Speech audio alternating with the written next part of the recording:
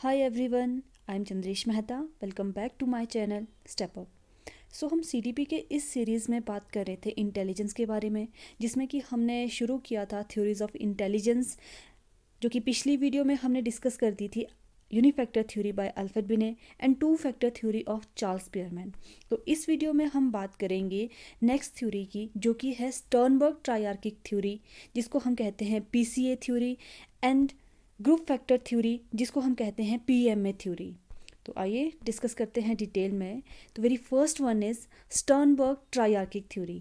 अब देखो स्टर्नबर्ग ने क्या किया है, इंटेलिजेंस के बारे में कहा है कि इंटेलिजेंस जो है आपकी 3 तरह की होती है, 3 टाइप ऑफ इंटेलिजेंस होती है।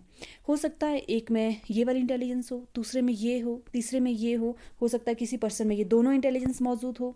तो इस तरह से इन्होंने क्या है 3 तरह के इंटेलिजेंस की बात की है। अब वो 3 तरह के या 3 टाइप्स ऑफ इंटेलिजेंस कौन सी है, तो very first one is practical intelligence की बात करते हैं, एनालिटिक इंटेलिजेंस की बात करते हैं, एंड द क्रिएटिव इंटेलिजेंस। इसलिए हम कहते हैं PCA, P for practical, C for contextual, A for analytical intelligence. तो ये इस थ्योरी में ये बात करते हैं PCA, और ये एग्ज़ाम पॉइंट ऑफ व्यू से बहुत ही इंपॉर्टेंट है। और इन्होंने क्या है इन इंटेलिजेंस के 2 और नाम दे रखे हैं, जिनको हमें कि अकॉर्डिंग टू मतलब जो नेम है इस थ्योरी के, उसके वहाँ से क्वेश्चन पूछे जाते हैं कि इसके और क्या नेम है, तो वो एज इट इज़ हमें पता होना चाहिए। जैसे प्रैक्टिकल इंटेलिजेंस को क्या कहते हैं, एक सेकेंड, प्रैक्टिकल इंटेलिजेंस को कॉन्टेक्चुअल इंटेलिजेंस, एनालिटिक इंटेलिजेंस को कॉम्पोनेंशियल इंटेलिजेंस, एंड क्रिएटिव इंटेलिजेंस को हम एक्सपीरियंशियल इंटेलिजेंस कहते हैं। तो आइए सबसे पहले इनके बारे में जानते हैं, स्टर्नबर्ग के बारे में जानते हैं। तो His theory attempts to understand the human intelligence in terms of distinct component rather than a single ability। कि अगर हमें किसी इंसान की इंटेलिजेंस के बारे में जानना है तो उसके लिए ज़रूरी नहीं है कि सिर्फ एक सिंगल एबिलिटी होती है कि कोई पर्सन अच्छा मार्क्स ला रहा है तो वही इंटेलिजेंट है। इसके अलावा भी ऐसे कंपोनेंट्स होते हैं जो कि डिफाइन करते हैं कि yes that person is also intelligent. तब ये बात करते हैं PCA की, practical intelligence, contextual intelligence and analytic intelligence. तो ये 3 कंपोनेंट है जिसकी बात करते हैं स्टर्नबर्ग अपनी इस थ्योरी में। Robert Jeffrey Sternberg is an American psychologist known for his theory on love, creativity and intelligence. ये बहुत ही फेमस साइकोलॉजिस्ट हैं। इन्होंने अपनी theory love, creativity and intelligence तीनों पर दी है। और जो इम्पॉर्टेंट थ्योरी है इनकी, तो ये है इंटेलिजेंस की Sternberg triarchic theory. Born on December 9, 1949, this theory takes a cognitive approach in explaining intelligence। कि जब ये अपनी थ्योरी में इंटेलिजेंस को एक्सप्लेन करते हैं तो ये बात करते हैं मेंटल प्रोसेसेस की, कि हम जो है कैसे मेंटल प्रोसेस करते हैं, किस तरह से अपने मानसिक जो स्किल्स होती है, मानसिक एबिलिटी होती है, उनका इस्तेमाल करके इंफॉर्मेशन को गैदर करते हैं। या हम कह सकते हैं कि कॉग्निटिव अप्रोच के बेस पे हम कैसे कह सकते हैं कि कोई पर्सन इंटेलिजेंट है या नहीं है। तो Sternberg theory is based on information processing approach which perceive intelligence as a process rather than a combination of factor. क्योंकि इससे पहले जो हमने थ्योरीज की थी उसमें हम फैक्टर की बात करते थे कि intelligence is made up of factor. Alfred बिने ने जनरल इंटेलिजेंस की बात की, वहीं जो स्पीयरमैन आते हैं वो बात करते हैं G फैक्टर और S फैक्टर की। लेकिन जो स्टर्नबर्ग अपनी थ्योरी में कहते हैं, ट्राइआर्किक थ्योरी में कहते हैं कि फैक्टर जैसा ऐसा कुछ नहीं होता है। ये जो इंटेलिजेंस होती है that is based on the information processing approach, एक प्रोसेस होती है। तो आगे हम समझेंगे कि क्या है, किस तरह से जो है इन्होंने इंटेलिजेंस को डिफाइन किया है। And he talked about this in his book beyond IQ 1985। और ये अपनी जो पुस्तक है बियॉन्ड IQ, उस बुक में बात करते हैं ट्राइआर्किक थ्योरी की। अब बात करते हैं इनके कंपोनेंट्स की। तो ये है ट्राइआर्किक थ्योरी के जो कंपोनेंट है that is componential, experiential and contextual. देखो यहाँ नेम लिखा है जो एनालिटिकल इंटेलिजेंस है, this intelligence is also known as componential intelligence, Hindi में विश्लेषणात्मक बुद्धि। फिर आता है क्रिएटिव इंटेलिजेंस का जो दूसरा नाम है, यहाँ से डायरेक्ट क्वेश्चन आते हैं। देखो ये बाकी आप याद रखो ना रखो इस थ्योरी में, इनके जो दूसरे नेम है ये याद रखना बहुत इंपॉर्टेंट है आपके एग्जाम पर्पज से। बाकी इतना डिटेल इसमें समझने की कोई ज़रूरत नहीं है, बस नाम आपने याद रख लेना है। एनालिटिकल इंटेलिजेंस को हम कॉम्पोनेंशियल इंटेलिजेंस कहते हैं, क्रिएटिव इंटेलिजेंस को एक्सपीरियंशियल इंटेलिजेंस कहते हैं, एंड प्रैक्टिकल इंटेलिजेंस को हम कॉन्टेक्चुअल इंटेलिजेंस कहते हैं, प्रायोगिक बुद्धि कहते हैं। आइए इसको यहाँ थोड़ा सा एग्जाम्पल के साथ समझते हैं। अब ये एनालिटिक इंटेलिजेंस क्या होता है, इसको समझते हैं। अब ये एनालिटिक इंटेलिजेंस होता है कि जब आप पार्ट्स में समझते हैं। देखो इसको जो है हम ट्रेडिशनल टाइप भी कहते हैं, नोट डाउन कीजिए, इसमें मेंशन नहीं है। ट्रेडिशनल टाइप ऑफ इंटेलिजेंस भी कहते हैं। क्यों कहते हैं? क्योंकि देखो ट्रेडिशनली जो हमारा मानना होता है, ये मानना होता है कि जो बच्चे ने वेल स्कोर कर दिया है अपने एकेडमिक में, अच्छे मार्क्स लेके आ रहा है, 99% मार्क्स ला रहा है, तो दैट मीन्स दैट बच्चा इज़ इंटेलिजेंट है, एग्ज़ाम में अच्छा परफॉर्म कर रहा है। तो ये जो अच्छा परफॉर्म करना है एग्ज़ाम पॉइंट ऑफ व्यू से, तो इसको हम कहते हैं कि बच्चे के अंदर एनालिटिक इंटेलिजेंस है, कंपोनेंशियल इंटेलिजेंस है। जब आप सिचुएशन को पार्ट्स में डिवाइड करके समझते हैं, उस इंटेलिजेंस को हम कहते हैं एनालिटिक या कंपोनेंशियल इंटेलिजेंस। फिर नेक्स्ट बात करते हैं क्रिएटिव इंटेलिजेंस की। अब क्रिएटिव इंटेलिजेंस किसको कहेंगे, या इसका जो दूसरा नाम है that is experiential learning. Experiential learning का मतलब होता है कि कुछ नया क्रिएट करना। कब आप नया क्रिएट करोगे? जब आप उस काम को बार बार दोहरा के आपको अनुभव की प्राप्ति होगी, एक्सपीरियंस की प्राप्ति होगी, जिसकी वजह से आप कुछ नया क्रिएट करोगे। तो सपोज दैट यहाँ पे अपना ही एग्जांपल लेते हैं। जब मैंने अपने यूट्यूब पे मेरी जो फर्स्ट वीडियो अपलोड की थी, तो उसमें उतना क्रिएटिव नहीं था। वो मैंने जस्ट मात्र पीडीएफ को उठा के, उसमें पीडीएफ में भी उतना ज़्यादा क्रिएटिविटी नहीं दिखाई थी, उसको ही एक्सप्लेन किया था। अब क्या हुआ, मैंने धीरे धीरे अनुभव प्राप्त किया, एक्सपीरियंस लिया। जैसे जैसे और ज़्यादा वीडियोस बनाती गई, एक्सपीरियंस आया, और उस एक्सपीरियंस के बेस पे मैंने कुछ नया क्रिएट किया। अब जो है आपके पास मैं थोड़ा कुछ क्रिएट कर पा रही हूँ। होप सो आगे फ्यूचर में भी कुछ नया क्रिएट कर पाऊँ। तो कहने का मतलब है कि आप अपने अनुभवों के आधार पर, आप अपने एक्सपीरियंस के आधार पर कुछ नया क्रिएट करते हो। जब ये आप नया क्रिएट करते हो, तो that is your creative intelligence. Imaginative, innovative problem, मतलब प्रॉब्लम को आप इनोवेटिव तरीके से सॉल्व करते हो। कुछ नया क्रिएट करना, इस इंटेलिजेंस को हम कहते हैं क्रिएटिव इंटेलिजेंस। अब बात करते हैं प्रैक्टिकल इंटेलिजेंस की।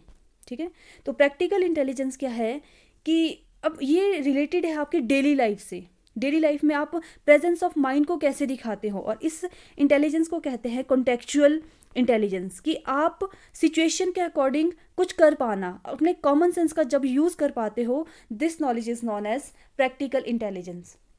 कोई पर्सन है कि क्लास में अच्छा परफॉर्म नहीं कर पा रहा है, टीचर ने जो उसको समझाया है, हो सकता है वो उसको ग्रास्प करने में, उसको समझने में दिक्कत हो, और वहीं पे अगर ऐसी सिचुएशन आ जाए, खुदा ना खास्ता ऐसा हो, कुछ मिस हैपनिंग हो जाए क्लासरूम के अंदर, टीचर वहाँ पे नहीं है, या फिर जो वेल मैच्योर पर्सन है वो वहाँ पर अवेलेबल नहीं है, तो जो बच्चा होगा, मतलब सपोज दैट किसी को चोट ही लगी। अब कोई बच्चा ऐसा है, भले ही पढ़ने में तेज़ नहीं है, उसकी एनालिटिकल इंटेलिजेंस उसके पास नहीं है, लेकिन फिर भी वो क्या, अगर वो ऐसा करता है कि उस बच्चे की चोट को क्या करता है, अपनी इंटेलिजेंस से क्या करता है, वो औरों से, अपने जो फ्रेंड सर्कल है सबसे रुमाल लेके एज अ पट्टी यूज़ करके उस घाव को जो है अच्छे से साफ़ करता है। तो कहने का मतलब है अपनी जुगाड़ कर रहा है वो, स्ट्रीट स्मार्ट का, अपने कॉमन सेंस का यूज़ करके उस सिचुएशन को हैंडल कर रहा है। तो वहाँ पे बच्चे के अंदर क्या है, प्रैक्टिकल इंटेलिजेंस है, जब वो जुगाड़ू नेचर का है या सिचुएशन को टैकल कर रहा है अपनी नॉलेज से।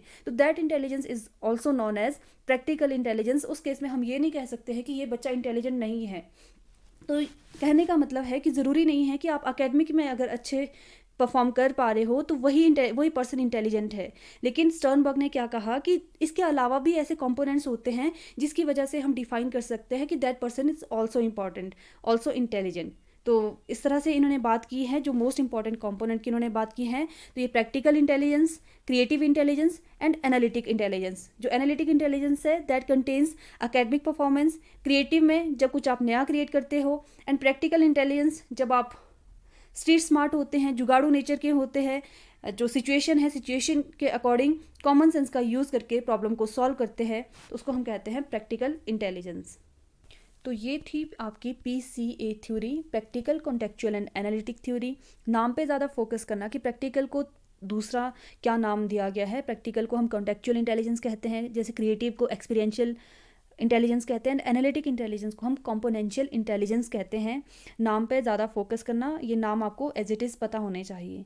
आई होप अब तो ये थ्योरी क्लियर होगी। किसी को फिर भी कोई डाउट हो, कोई क्वेरी है, तो प्लीज़ कमेंट सेक्शन पर ज़रूर कमेंट करें। तो नेक्स्ट वीडियो में हम बात करेंगे next theory, that is PMA theory. तो आइए बात करते हैं थर्स्टन PMA थ्योरी। PMA, जिस तरह से अभी हमने बात की PCA थ्योरी की, उस थ्योरी में हमें याद रखना बहुत ज़रूरी है कि practical, contextual and analytic intelligence होती है। तो सेम एज इस थ्योरी में भी हमें पता होना चाहिए कि PMA क्या है, कि इन इंटेलिजेंस थ्योरी तो ये PMA क्या इंक्लूड करता है। तो PMA प्राइमरी मेंटल एबिलिटी, तो this theory is given by Thurston, इसलिए इस थ्योरी को थर्स्टन PMA थ्योरी कहते हैं, प्राइमरी मेंटल एबिलिटी थ्योरी कहते हैं, एंड मेन इंपॉर्टेंट आपके एग्जाम पर्पज से ग्रुप फैक्टर थ्योरी कहते हैं। समझते हैं इसको ग्रुप फैक्टर थ्योरी क्यों कहते हैं। अगर आपको याद होगा, पिछले वीडियो में हमने डिस्कस किया था चार्ल्स स्पीयरमैन की टू फैक्टर थ्योरी, तो जिसने वो वीडियो नहीं देखी है तो प्लीज़ उस वीडियो को विजिट करें। तो उसमें क्या कहते हैं चार्ल्स स्पीयरमैन अपनी थ्योरी में कि G फैक्टर और S फैक्टर होता है जो कि आपकी इंटेलिजेंस को डिफाइन करता है, लेकिन थर्स्टन आर्ग्यू करते हैं कि G factor and S factor doesn't play much role in intelligence. अब ये दो तरह के फैक्टर नहीं होते हैं जो कि डिफाइन करते हैं आपकी इंटेलिजेंस को। तो ये जो फैक्टर होते हैं वो ग्रुप में वर्क करते हैं, इंडिपेंडेंटली ग्रुप में वर्क करते हैं, जो कि डिफाइन करते हैं आपकी इंटेलिजेंस को। और वो कितने तरह के होते हैं, वो 7 ग्रुप में वर्क करते हैं और इंडिपेंडेंटली वर्क करते हैं। इसलिए जो इस थ्योरी को नाम दिया गया है प्राइमरी मेंटल एबिलिटी। ये कितनी प्राइमरी मेंटल एबिलिटी है, 7 तरह की है, इसलिए इसको 7 प्राइमरी मेंटल एबिलिटी के नाम से भी जाना जाता है। और पता होना चाहिए आपको कि कितनी प्राइमरी मेंटल एबिलिटी है और ये ग्रुप में वर्क करती है, ऐसा कहते हैं थर्स्टन इस थ्योरी में। तो सबसे पहले समझते हैं थर्स्टन के बारे में। Luce Thurston was given this PMA theory, ये हमें पता है। बॉर्न ऑन 29 में 1887 and died on 30th September 1955, American psychologist है। डिसएग्रीड विद स्पीयरमैन्स थ्योरी, देखो डिसएग्री थे ये स्पीयरमैन की थ्योरी से, क्योंकि स्पीयरमैन कहते हैं कि G फैक्टर और S फैक्टर होते हैं, सिर्फ 2 तरह के ही फैक्टर होते हैं जो इंटेलिजेंस को डिफाइन करते हैं। लेकिन ये इन्होंने क्या किया है, क्रिटिक किया है इस थ्योरी को। इन्होंने कहा है कि ऐसा नहीं होता है, इंटेलिजेंस को जो डिफाइन करने वाले तरीके होते हैं वो आपकी प्राइमरी मेंटल एबिलिटी होती है, जो कि 7 तरह की होती है। तो group factor theory is also known as primary mental ability, क्योंकि ये जो इंटेलिजेंस है आपके ग्रुप में वर्क कर रहे हैं और ये 7 तरह के ग्रुप है, इसलिए 7 प्राइमरी मेंटल एबिलिटीज कहा जाता है। Gave this theory after conducting 56 test, has 7 primary mental ability. ये मोस्ट इंपॉर्टेंट है कि कितनी तरह की प्राइमरी मेंटल एबिलिटी पाई जाती है अकॉर्डिंग टू थर्स्टन। वो कौन कौन सी है ये बात करते हैं। स्पेशियल एबिलिटी होती है, परसेप्चुअल एबिलिटी होती है, numerical ability, verbal meaning, memory, word fluency and reasoning. तो ये करते हैं, जैसे G फैक्टर है ना, जनरल इंटेलिजेंस है, ये ग्रुप में वर्क करते हैं। इस तरह के कितने हैं, 7 तरह के ग्रुप है जो कि इंडिविजुअली या इंडिपेंडेंटली वर्क करते हैं। तो समझते हैं, अब 1 बाय 1 इनको डिस्कस करते हैं। तो very first one is verbal comprehension.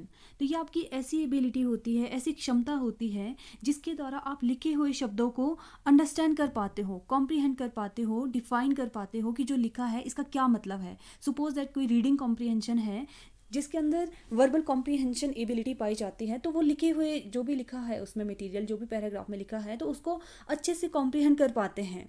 तो जब हम ऐसा कर पाते हैं, अंडरस्टैंड कर पाते हैं, डिफाइन कर पाते हैं, कॉम्प्रीहेंड कर पाते हैं लिखी हुई सामग्री को या लिखी हुई जो लैंग्वेज है, तो दैट उस केस में हम कह सकते हैं कि हमारे अंदर वर्बल कॉम्प्रीहेंशन एबिलिटी है। Next is verbal fluency. Verbal fluency होता है कि ability to produce sentence rapidly, कि आप शब्दों को बहुत अच्छे से प्रोड्यूस कर पा रहे हो, तो that is your verbal fluency, कि आप जो है सेंटेंस को बहुत अच्छे तरीके से, बहुत इफेक्टिवली आप बोल पा रहे हो, that is your verbal fluency ability. Next is numeric ability. तो ये होता है आपके अर्थमेटिक प्रॉब्लम से रिलेटेड, कि आप नंबर स्मार्ट है, बहुत अच्छे से आप नंबर के साथ खेलना जानते हैं, प्लस माइनस जितने भी आपके मैथ से रिलेटेड प्रॉब्लम्स आती है उसको आप बहुत अच्छे से सॉल्व कर पाते हैं, तो that is your numerical ability. So next is your reasoning ability. अब रीजनिंग एबिलिटी में क्या होता है कि आप रीज़न लगा पाते हो, आप अपने लॉजिक के आधार पर, आप अपने मेंटल प्रोसेस के आधार पर रीज़न लगा पाते हो कि कब, कहाँ, कैसे, कौन सी चीज़ आपके लिए सूटेबल है, कौन सी नहीं है। मतलब व्हाट, वाई, हाउ वाले क्वेश्चन का आंसर आप देने के लिए सक्षम हो, तो उस केस में आपके अंदर जो है रीजनिंग एबिलिटी पाई जाती है। तो नेक्स्ट इज़ स्पेशियल एबिलिटी। तो ये रिलेटेड है आपके स्पेस से। अगर आपको स्पेस की बहुत अच्छे से नॉलेज है तो उस केस में हम कह सकते हैं कि स्पेशियल एबिलिटी है आपके अंदर। सपोज दैट आप क्या है, गाड़ी को पार्क करना चाहते हो किसी प्लेस में, तो आप उस प्लेस को देखकर आप अंदाज़ा लगा सकते हो कि हाँ, इस प्लेस पर मेरी गाड़ी आ सकती है। आप घर में सफाई कर रहे हो, सफाई करते करते आप देख रहे हो कि हाँ, मेरा सोफ़ा सेट यहाँ एडजस्ट हो सकता है, अलमीरा यहाँ एडजस्ट हो सकती है, अपने बेड को मैं यहाँ एडजस्ट कर सकती हूँ। तो कहने का मतलब है आप अपने स्पेस को देखकर अंदाज़ा लगा पा रहे हो कि मुझे अपने चीज़ों को कब कहाँ कैसे प्लेस करना है। तो that is your spatial ability. अगर आप एबल हो इन चीज़ों को करने में तो उस केस में आपकी स्पेशियल एबिलिटी पाई जाती है। तो next is your perceptual ability.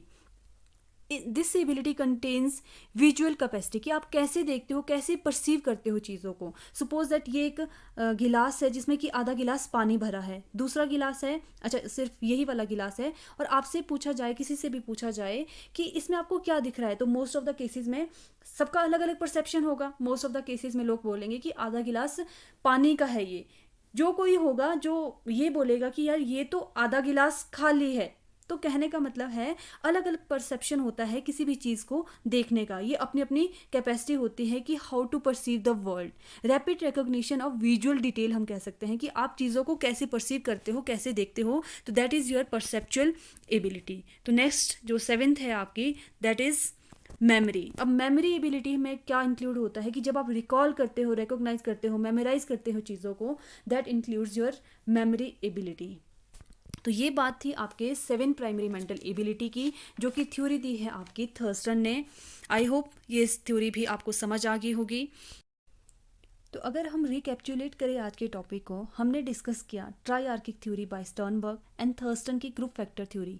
तो जहाँ पे हमने देखा ट्राइआर्किक थ्योरी को हमने कहा PCA theory, practical contextual and analytic theory. वहीं थर्स्टन की थ्योरी को हमने कहा PMA theory, primary mental ability theory. तो ये नाम आपको याद करना बहुत ज़रूरी है आपके एग्ज़ाम पॉइंट ऑफ व्यू से। अगर आपको ये वीडियो यूज़फुल लगी हो तो प्लीज़ मेरी वीडियोस को लाइक कीजिए, शेयर कीजिए और बेल आइकन को प्रेस करके मेरे चैनल को सब्सक्राइब कीजिए। Thanks for watching. Step up.